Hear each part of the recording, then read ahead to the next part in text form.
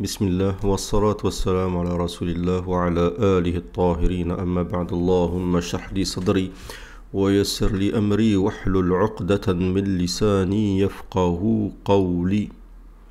Ça faisait un moment que j'ai pas fait de vidéo sur les signes de la fin des temps. Malheureusement, nous avons abordé la majorité des signes majeurs ou des signes mineurs. Ici, il s'agit d'un signe médian. Donc un signe médian ou un signe basculeur, c'est un signe intermédiaire entre les signes mineurs et les signes majeurs. On ne va pas passer des signes mineurs directement vers les signes majeurs comme le Dajjal, comme le Mahdi, je pense que c'est aussi un signe majeur pour moi, comme la bête, ainsi de suite. D'accord ? Il y a des signes basculeurs qui nous montrent que justement on commence à approcher des signes majeurs. Parmi ceux-ci, comme vous le savez, le trésor de l'Euphrate. Mais avant le trésor de l'Euphrate, vous avez un chapitre, en tout cas ça a été agencé comme ça par le Cheikh Hamoud Twijri, rahimahullah, qui est un grand savant saoudien, littéraliste, très à cheval sur la sunna, rahimahullah, et qui est un livre connu donc sur les signes de la fin des temps qui est ici, d'accord. Donc il y a un chapitre qu'il a appelé Maja fil Ma'adin, ce qui a été cité concernant les métaux. D'après Abu Hurayra radiallahu anhu, le prophète alayhi sallam a dit l'heure ne se lèvera, d'accord, la taqum as-sa'a hatta tadhara ma'adin kathira, jusqu'à que des métaux, beaucoup de métaux n'apparaissent. Donc ici c'est au pluriel, et divers métaux et beaucoup de métaux. La yaskunuha illa aradil an-nas, n'y habiteront, d'accord, que les plus mauvaises, les plus viles personnes. Mais par contre ce hadith, d'après al-Haythami, il dit que dans la chaîne de transmission il y a des gens qu'il ne connaît pas. Ici, d'après Abd al-Razzaq, dans son livre Al-Musannaf, d'après un homme, d'après Abi Hurayra, qui a dit La tadharanna ma'adin fi akhir zaman, des métaux apparaîtront vers la fin des temps. D'accord ? Ça veut dire quoi ? Des métaux apparaîtront vers la fin des temps. S'ils existent durant l'époque du prophète, s'il dit qu'ils apparaîtront vers la fin des temps, c'est-à-dire que c'est des métaux qui n'étaient pas connus à l'époque du prophète. D'accord ? Yakhruj ilayhi shirar an-nas, iront vers ces métaux-là les plus mauvaises personnes. Et retenez bien le nom de Shirar an-Nas, les plus mauvaises personnes. D'après Zayd ibn Aslam, d'après un homme min Bani Sulaym, qui c'est une tribu, an Jaddihi, d'après son grand-père, radiallahu anhu, annahu atan nabi sallallahu alayhi wa sallam bi fiddatin, il s'est présenté donc cet homme-là vers le prophète sallallahu alayhi wa sallam avec de l'argent, et il lui a dit hadi min ma'dan lana, ceci est un des métaux que nous avons nous de la qabila de Bani Sulaym. Le prophète m'a dit quoi? Satakunu ma'adin yahdhuruha shirar an-nas. Il y aura des métaux où sera présent les plus mauvaises personnes. Et on va voir ce que le prophète veut dire par yahdhuruha shirar an-nas. Seront présents les plus mauvaises personnes. D'accord? Et dans ma'adin, on comprend bien qu'ici il s'agit de métaux. Pourquoi? Parce que ici vous avez l'exemple de fidda, l'argent. Et dans d'autres hadiths, vous allez savoir que c'est l'or qui est cité. Et ça a été rapporté par l'imam Ahmed, d'accord. Mais il y a un homme qui n'est pas lam yussam, qui n'est pas cité, d'accord, nommément. Mais tout le reste des hommes sont sahih dans la chaîne de transmission. Mais des fois, même s'il y a un homme qui n'est pas cité, si le reste de la chaîne de transmission, les personnes sont sahih, parfois il arrive que des savants considère quand même que cette personne n'a pas été citée parce qu'elle est connue pour diverses raisons. Ça c'est dans le sens du hadith. An Ibn Umar radiallahu anhu, d'après Ibn Umar, le prophète sallam a dit, d'après Ibn Umar, excusez-moi, il a dit Atan Nabi sallallahu alayhi wa sallam bi qit'ati min dhahab. Le prophète s'est présenté avec un morceau d'or, un bout d'or. Kanat awwal sadaqa ja'athu min ma'din lana. D'accord, c'était une partie d'une aumône qui avait été versée, d'accord. Et faqala innaha satakunu ma'adin. Le prophète a dit il y aura des métaux. Innaha satakunu ma'adin wa sayakunu fiha sharr al-khalq. Et ils seront, d'accord, vers ces métaux les plus mauvaises personnes. Ça a été rapporté dans Tabarani fi Saghir wal Awsat wa al-Haythami rijaluhu rijal sahih. Donc considère que les hommes de cette chaîne de transmission sont véridiques d'après al-Haythami. Et d'après Abu Huraira a dit, j'ai entendu le messager d'Allah dire Yadhar ma'dan fi ardi Bani Sulaym. D'accord, il y aura un métaux qui apparaîtra dans la terre de Bani Sulaym, dans la péninsule arabique. Yuqalu lahu Fir'aun wa Fir'an. D'accord, ils porteront les noms de Fir'aun, d'accord, wa Fir'an. Wa dhalika bilisani Abi Jahm qarib min as-su. D'accord, c'est une langue, un langage d'Abi Jahm qui indique quelque chose de mauvais. Bon, Fir'aun déjà, ça nous fait penser à quelque chose de péjoratif. Yakhruju ilayhi shirar an-nas, les plus mauvaises personnes, d'accord, iront vers cette chose-là. Aw yahshur ilayhi shirar an-nas, s'y rassembleront les plus mauvaises personnes. Donc parmi les sens de yahdhuruha ou yakhruj ilayhi, s'y présenteront ou sortiront vers ces métaux, vous avez le terme de yahshur, d'accord, se rassembleront, et on vous allez comprendre pourquoi. C'était rapporté par Abu Ya'la, et Al-Haythami a dit, ces hommes sont de confiance, thiqat. D'après Abi Ghatafan, قال سمعت عبد الله بن عمر رضي الله عنه عنهما يقول, donc j'ai entendu Abdullah ibn Amr dire, تخرج معادن مختلفة, d'accord, vont apparaître des métaux divers, d'accord. Ma'dan minha qarib min al-Hijaz, un métaux proche de la péninsule arabique. Ya'tihi min sharar an-nas, les plus mauvaises personnes s'y présenteront. D'accord, donc qarib min al-Hijaz, proche de l'Hijaz, on peut penser à quoi? On peut penser à l'or qui apparaîtra à l'Euphrate. Yuqal lahu Fir'aun, il s'appelle Fir'aun. Fabaynama hum ya'maluna fihi, alors qu'ils sont en train d'exploiter, de travailler dans cet or-là, dans ce métaux, id husira, lorsqu'ils sont en train de travailler dans cet endroit-là, donc l'eau se retire pour laisser apparaître de l'or. C'est exactement le même événement qu'il se déroulera à l'Euphrate. D'accord, ceux qui travaillent, qui exploitent cet or, vont être émerveillés par cet or-là, vont être subjugués par la couleur, par le fait que c'est précieux, le fait de cet or-là. Il y en aura sûrement une grande quantité. Ils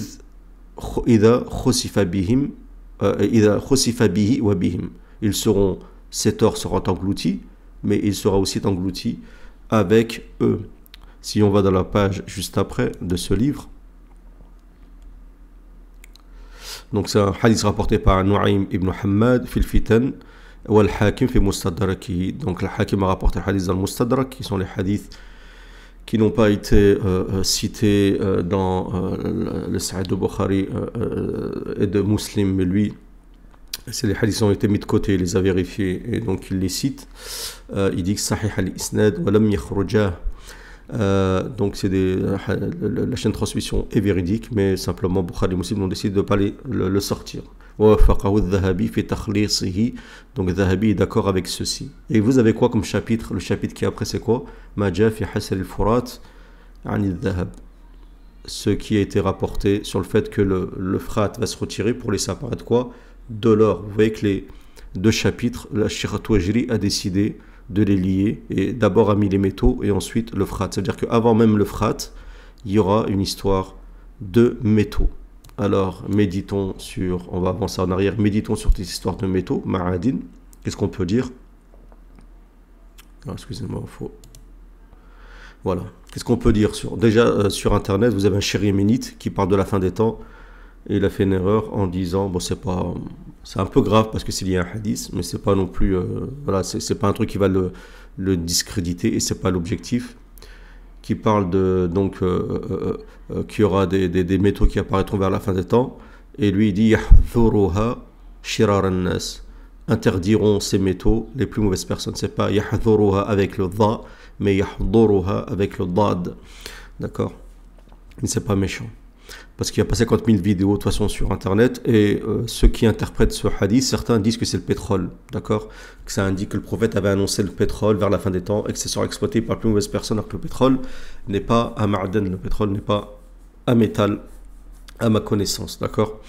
Donc qu'est-ce qu'on peut dire que sur ce hadith là? Déjà que le prophète sallam a annoncé des choses, et il a plus de 14 siècles. Déjà en soi c'est quelque chose de ajib de dire que des métaux vont apparaître qui, d'après le contexte du hadith, n'était pas présent à l'époque du prophète, en tout cas était présent mais n'était pas connu, n'était pas exploité, et que c'est les plus mauvaises personnes qui vont les exploiter. Aujourd'hui, on peut parler déjà d'exploitation de certains métaux dans des pays, d'accord, par les multinationales. Les multinationales représentent l'élite financière, ainsi de suite, celles qui dirigent en fait la politique mondiale. Ce sont les grands groupes, d'accord, financiers, qui exploitent le pétrole ou autres, qui sont les gens qui décident souvent des mauvaises politiques à adopter. Les États sont souvent soumis à ces multinationales. Et ensuite, vous avez aussi, c'est pour ça que j'ai dit que Shirar an-Nas c'est important, ici les plus mauvaises personnes. Comme vous savez, le prophète nous annonce vers la fin des temps l'arrivée de Gog et Magog, et c'est lié aussi, on l'a dit à plusieurs reprises, au trésor de l'Euphrate, d'accord, parce que l'Euphrate, c'est ce qui va déclencher une guerre dans la région vers l'Irak, la région du Chem et de la péninsule arabique, d'accord, ça va être une guerre qui va causer pas mal de morts donc chez les Arabes, d'accord, ça va purifier en fait les Arabes et laisser justement que le pur, et en plus on sait que dans l'or, quand vous voulez purifier l'or, il faut le nettoyer de tout ce qui est impur, faire en sorte que l'or soit le plus pur possible. C'est ce qu'on appelle, en plus, on utilise le verbe fattana, d'accord, d'al-fitna, d'accord, c'est le fait de mettre, on fait chauffer une certaine température, d'accord, donc comme une sorte de souffrance, ainsi de suite, pour en sortir, d'accord, on sort ce qu'il y a de meilleur, d'accord. Et donc les gens qui sont mêlés de près ou de loin, comme on l'a vu aussi à l'apparition du trésor de l'Euphrate, sont ceux aussi qui ont fait des barrages pour réduire le débit de l'Euphrate. On en a parlé sur notre chaîne, ainsi de suite. D'accord? Et on peut faire le lien avec ce hadith, avec quelque chose pour moi qui est aussi plus miraculeux concernant ce hadith, qui est l'apparition des terres rares. Les terres rares sont connues, mais elles ont été découvertes avec le temps. D'accord? Vous avez, je pense, environ 17 métaux, 17 terres rares connues, d'accord, qui sont des métaux, mais qui sont vraiment enfouis dans la croûte terrestre, d'accord. Donc il faut vraiment creuser, à mon avis, très profondément pour pouvoir les extraire. Et les terres rares sont essentielles pour tout ce qui est électronique, pour les ordinateurs, les téléphones, mais aussi l'intelligence artificielle des ordinateurs, les puces, comment on appelle ça, les microprocesseurs, ainsi de suite. Et on sait que l'Eurasisme est le camp qui va accueillir Gog et Magog et qui va accueillir aussi le Dajjal. Ça ne veut pas dire qu'il y a un moment de l'histoire, Gog et Magog étaient restreints dans le camp eurasiste. D'accord, j'avais expliqué qu'il y a quelque temps, c'est en train de changer actuellement, mais c'est toujours le cas. Gog et Magog, c'est aussi l'atlantisme, mais ça va changer avec le temps. Il va y avoir un changement de pôle. On va passer d'un pôle vers un autre, d'accord, d'un changement de bête vers une autre bête. Et si on regarde ici les principaux producteurs de terres rares dans le monde, d'accord, et les terres rares, c'est le plus essentiel aujourd'hui pour l'intelligence artificielle, ainsi de suite. Le plus grand producteur ici, c'est la Chine, mais largement devant les États-Unis et autres. Vous avez les États-Unis, deux pays, on va dire, concernant l'axe, on va dire, atlantiste, qui sont essentiellement l'Australie et les États-Unis. Après, les autres producteurs, extracteurs, mu'tamilahu, le prophète a dit, ceux qui travaillent, qui extraient, d'accord, sont donc la Chine, donc ceux qui composent l'Eurasisme, la Chine, l'Inde, la Russie. Les principaux pays, le Brésil, qui font partie aussi de ce qu'on appelle le BRICS. Le BRICS, c'est un ensemble de pays, d'accord, qui représentent ces pays de l'Eurasisme, le camp dans lequel va sortir donc le Dajjal vers la fin des temps, d'accord. Donc je pense que ce hadith est très important. Et subhanallah, ce hadith, je l'ai jamais vu, tout simplement. J'ai jamais fait attention à ce hadith, malgré que je suis censé être spécialisé dans l'eschatologie. Nous sommes dotés de peu de science, c'est comme ça, et alhamdoulilah, on en apprend tous les jours, et c'est une bonne chose. Donc voilà, un hadith à méditer, et vous voyez le lien donc entre l'extraction de ces métaux, les plus mauvaises personnes, et le prophète a dit aussi que ces gens seront rassemblés vers ces métaux. Yahshuru ilayhi shirar an-nas, et comme ici, Yahshuru ilayhi shirar an-nas. Et le prophète a dit, lorsqu'il a parlé des trésors de l'Euphrate, que les gens vont se rassembler là-bas et de ne pas s'y rendre. Pourquoi? Parce que des personnes vont être tuées. En fait, Allah Azza wa Jal va faire sortir l'or pour attirer le fait que cet or va briller. Les gens vont être émerveillés vu en plus la pauvreté, peut-être que l'or aura plus de valeur à cette époque-là. Les gens vont être attirés, Allah va attirer ces gens-là. D'accord. En plus, on a vu qu'il y avait que le trésor de l'Euphrate est cité aussi dans l'Ancien Testament. Les gens vont se rassembler là-bas et Allah va purifier tous ceux qui sont attirés uniquement au détriment de leur vie, uniquement par l'or, par l'argent, par ainsi de suite. Donc vous voyez, subhanallah, la cohérence des hadiths, aussi dans la chronologie des événements, et aussi le fait que le prophète a parlé de choses, subhanallah, comme, à mon avis, le prophète a parlé des terres rares. Wallahu ta'ala a'la wa a'lam. En espérant que cette vidéo vous a plu, c'est le cas, un j'aime, un partage, et si vous n'êtes pas abonné, vous abonner. J'ai pas mis de vidéo de quelqu'un, d'un shir insidieux, parce que tout simplement, il n'y a personne qui en parle à part le shir yéménite, mais comme je l'ai dit, le shir yéménite s'est trompé en pensant que yahdhuruha ici c'est dakunu ma'adin yahdhuruha shirar nas, il a dit yahdhuruha avec le dha, d'accord, et ça change tout le terme, d'accord, ici c'est yahdhuruha shirar nas. Donc je vous remercie pour votre écoute. Subhanakallahumma wa bihamdik ashhadu an la ilaha illa ant astaghfiruka wa atubu ilaik. Et pour les gens de Patreon, bi'idhnillah ta'ala, je vous oublie pas une vidéo aujourd'hui.